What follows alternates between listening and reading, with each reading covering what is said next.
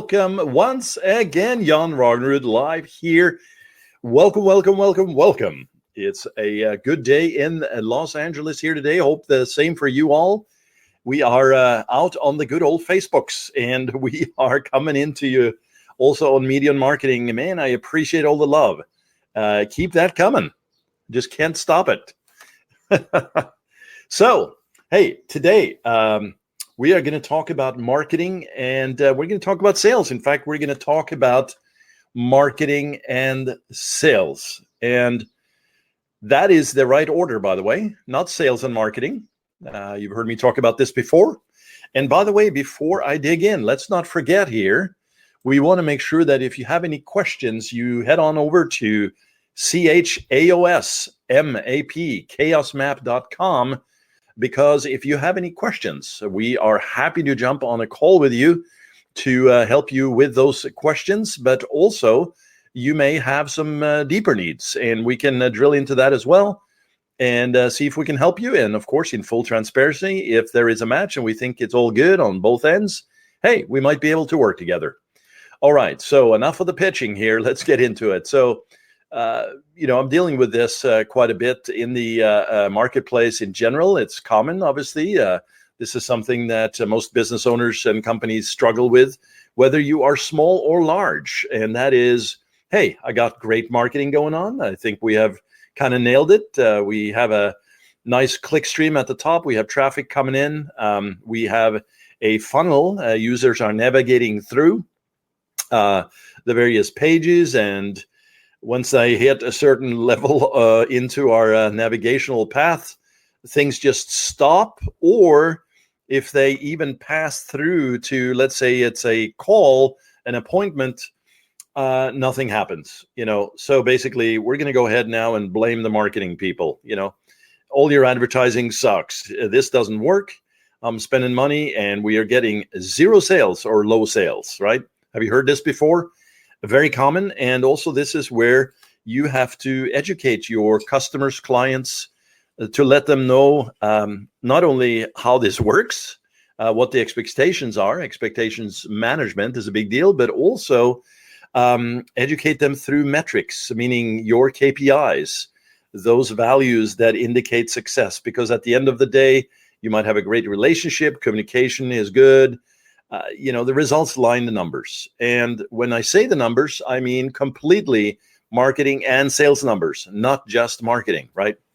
So what you ultimately want to do is make sure that anything you're spending at the front end has a return in the back end. And if you're working with a, let me say, not a closed loop type of customer journey where everything is handled online through, let's say, an e-commerce transaction, but that it maybe is open to where, especially this happens in professional services areas, where your traffic is handed over to a calendar or to an office somewhere where the salesperson picks up the phone and or calls them back and is then slated to close that deal, whether it's an appointment or if it's a transaction of perhaps even a larger size, right? So all of that needs to be synced up and needs to be tracked. Processes have to be developed, and there has to be sign-off on this from the executive level all the way throughout. And we actually help with this process ourselves at the agency to help even get down to as detailed as scripts when phones are picked up,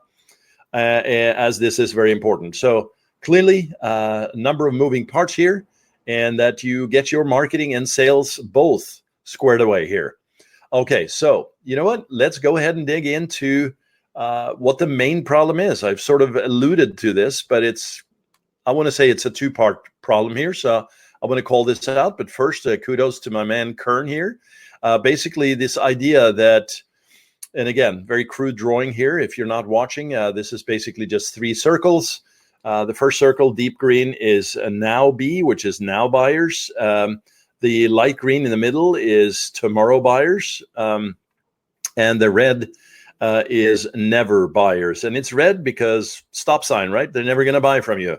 And if you notice, these circles have different sizes, and that is on purpose. The now buyers is smaller because that is not necessarily the group you want to, you'll take them because they'll take action on your particular offer. So that's fine.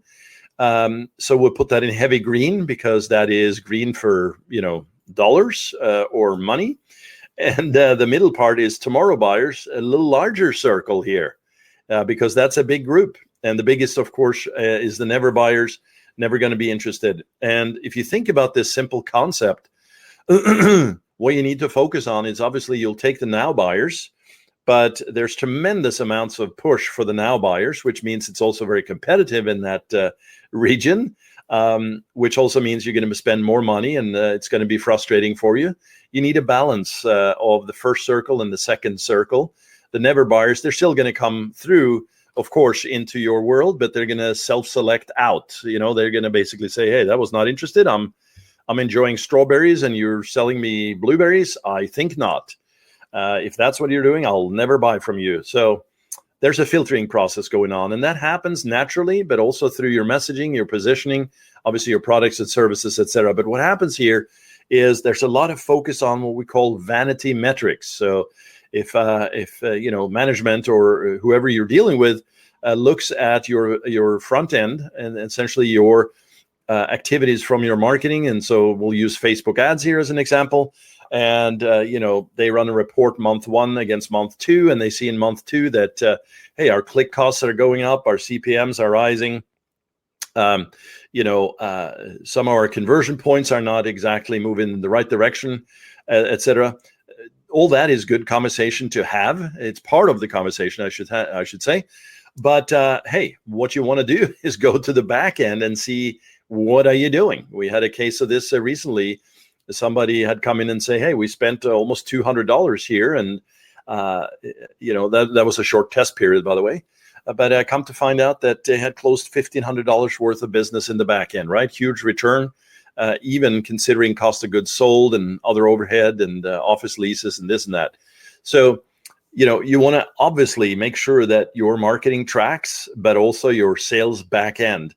And I also mean, when I say that, I mean not just relying on pixels for Facebook or for Google Analytics, but in fact, tracking it right through to your CRM or whatever backend system you are using, and that you have that all into a dashboard ultimately. That's what you want, right? Now, let's get back to this graph for a moment. So what a lot of folks do here is they focus on the now buyers. So as I said, very competitive and, buy now. When in fact, a good strategy here from a balancing perspective is to, certainly relate to the now buyers. And by the way, there's another layer on top of this I haven't called out in this graph, super rudimentary graph, by the way, is the customer journey, right? So the top of the funnel, cold traffic, warm traffic, middle, bottom of funnel, hot. So when you do this, though, the tendency is to, I'm going for the now buyers, but I'm just going to, in the second bucket, include anybody else, including the never buyers. I'm just going to keep hammering and hammering. And what you really want to do is you want to focus on the tomorrow buyers. And this is just a simple and great model for you to think about in terms of how you structure it. Now, the title of this podcast is Marketing, but No Sales. So the first step is, I said, talked about this just a few minutes ago, make sure that you're tracking your marketing and your sales, and that there is a sales process. It has to be very clearly defined so that you're not, jumping on the ads or traffic person, or vice versa, that if you are the ads/traffic person, educate your customer client on this, that you can send them traffic and leads all day long. If it doesn't convert, you can certainly help with that process, or you can just say, hands off, I'm not doing this anymore. You obviously don't have your act together. This is a team effort, and we can team up on this, or we can part ways as friends, right? So that's an important aspect of this. But when you do this and you call this out, that's step one, as I said, for determining if your sales is going to happen or not from your marketing. And step two is that in your marketing and in your positioning, you just don't go for the jugular. Imagine this scenario. You're sending traffic over through the sales process. It ends up at somebody's desk and they call them back, or they set up an appointment. And what they're doing is they're just basically going for sell, when in fact there's a softer component in there as well. Again, each business different here. But if somebody's coming in from cold traffic and they're speaking to your office or to your practice, and the first thing you do is just sell, not going to work, right? Nobody wants that. That's the dating principle 101. Not going for the kiss or for the ring the first night. There's a process. So if you think of it then as tomorrow buyers, as in, hey, let me serve you now today in any way I can, in terms of making that a comfortable, easy to follow process, and that it follows that sort of nurturing concept, then that's great, because you are thinking long term, you are thinking about the customer or client, and you're thinking about how can I best serve them at that moment so that they become not only buyers, sooner rather than later, but also that they become ongoing, what we call tomorrow buyers, right? So they're basically an advocate for your business. They keep coming back, and that you are very clear on who your never buyers are. Now, a lot of this can happen through dissection of the demographics, the technographics, the psychographics, essentially customer profiling, your avatars, etc. All of that needs to be discussed and cleared so that you have clarity going in. But ultimately here, if you think about it this way, that you are covered on the marketing and sales process in terms of having those systems down, and that you understand what that means in terms of the metrics and the KPIs. That's step one, as I said. Number two, that you are focusing on serving, not just for the jugular sale, as I said, but for the long term, and that you exclude the never buyers. You just don't need to talk to them, right? Not of interest to you or them. So that's kind of the gist of today's presentation and walkthrough. I just want to make sure that if you have any questions, that you head on over to chaosmap.com, chaosmap.com. That's the agency. We founded over 10 years ago now. And I'm the CEO and creative director over here. So happy to get myself or one of my superb experts to jump on with you and cover any questions you might have. Because we deal with this all day long, and we have been dealing with this for many years.